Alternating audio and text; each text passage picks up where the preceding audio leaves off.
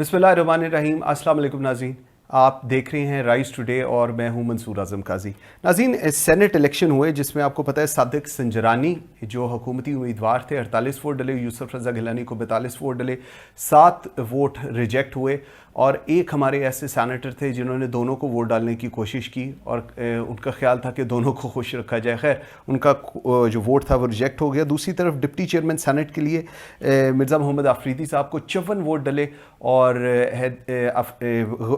गफूर हैदरी साहब को 44 वोट डले। सो एक बड़ी क्लियर लीड थी इस दोनों सिनेरियो के अंदर। अब मैं ज़रा चेयरमैन सेनेट पे बात करता हूँ क्योंकि डिप्टी चेयरमैन सेनेट तो इट वाज देयर कि इसी तरह ही होना है। मौलाना फजलुर रहमान बड़े परेशान हैं लेकिन इस चीज़ को लेकर कि जी क्यों मेरे साथ ही हमेशा ये हैंड क्यों होता है, कभी नवाज शरीफ साहब करते हैं, कभी आसिफ अली जरदारी करते हैं, मैं ही क्यों हमेशा कुर्बानी का बकरा बनता हूँ। ये बड़ा आजकल मौलाना साहब इस पे और नवाज शरीफ साहब और आसिफ अली जरदारी साहब के साथ उनकी इस पे बातचीत भी हो रही है। इसके भी एक 2-3 पर्सपेक्टिव है, उस पर बात करेंगे। पहले मैं सिर्फ एक जो चेयरमैन सेनेट वाला सिनेरियो हुआ था मैं उसके ऊपर बात करना चाहूँगा। आपको याद होगा जब वोटिंग हो रही थी, एक तरफ मोहसिन अजीज साहब जो पिछली दफ़ा भी पाकिस्तान तहरीक इंसाफ के सैनेटर थे, इस दफ़ा दोबारा हुए हैं सैनेटर, एक तरफ वो थे और दूसरी तरफ फारूक एच नाइक जो कि एक लॉयर, इस्टेब्लिश्ड लॉयर, पूरे पाकिस्तान के पाकिस्तान पीपल्स पार्टी को भी रिप्रेजेंट करते हैं, सीनियर रहनुमा उनके।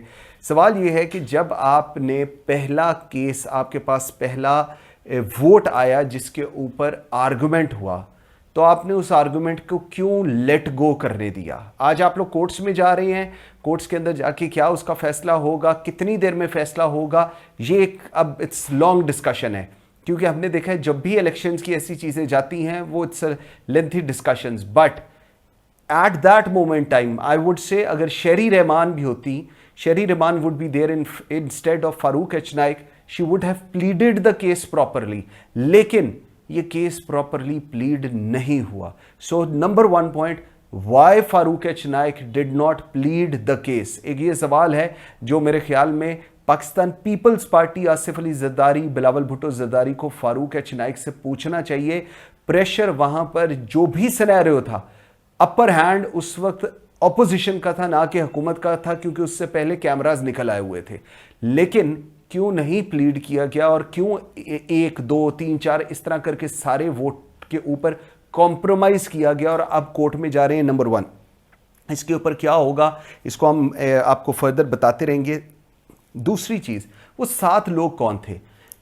ये वो लोग थे जिन्होंने हल्फ भी उठाए हुए थे, जिन्होंने कहा था जी हम पार्टी के अगेंस्ट भी नहीं जाएंगे और हम लोग पार्टी की गाइडलाइंस को भी एक्सेप्ट करेंगे और जिनको आप लोग कह रहे हैं उनको वोट भी डालेंगे। लेकिन उन्होंने ये सब कुछ किया लेकिन वोट नहीं भी डाला।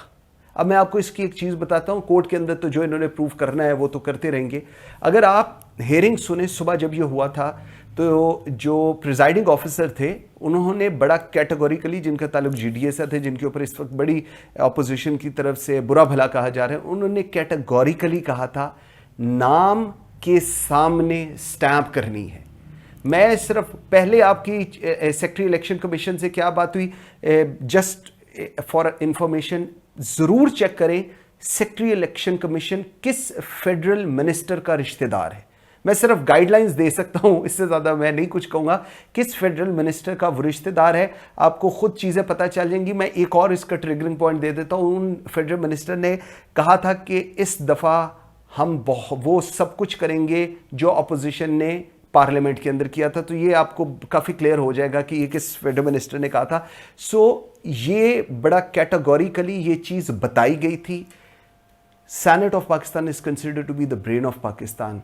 अगर ये आपका ब्रेन ऑफ पाकिस्तान है तो आपको प्रैक्टिकली चाहिए कि आप सेनेट ऑफ पाकिस्तान को बंद कर दें, क्योंकि आप लोगों ने पूरे इस 22 करोड़ अवाम के वाकई कुछ माथे पर ऐसा लिखा है कि आप लोगों ने दोबारा ये सब कुछ किया है। सियासत को बदनाम करना, सियासत और सियासतदानों को बदनाम करने की जो ये पूरा प्रोपेगेंडा किया गया है, मैं I should give 10 on 10 marks to all those who manage this whole scenario. Opposition सोच भी नहीं सकती थी कि ये सब कुछ होने जा रहा है और इस तरह होने जा रहा है, लेकिन जिसने भी ये चीज़, ये मास्टर प्लान प्रिपेयर किया, thumbs up. You have played well and you are successful. So ये 3-4 मेजर पॉइंट्स थे which I really wanted to have a discussion about कि इसको ज़रूर देखें फारूक चक नाइक ने क्यों नहीं आर्गूमेंट किया जबकि आर्गूमेंट बनता था। शहरी रमान उसकी जगह होती, आर्गूमेंट बनता था। सेक्रेटरी जो है सेनेट ऑफ पाकिस्तान वो किस फेडरल मिनिस्टर के रिश्तेदार हैं, इसको चेक करने की ज़रूरत है। सो अगर ये 2-3 चीज़ें चेक हो जाएंगी, और सैनेटर्स का तो ऑब्वियसली सबको पता है कि उसका रिज़ल्ट फ़ायदा किसको होना है, इसका फ़ायदा किसको होना है, इसको मैं आपको अपने अगले वीलॉग के अंदर बताऊंगा। अब तक के लिए इतना ही। अल्लाह हाफ़िज़।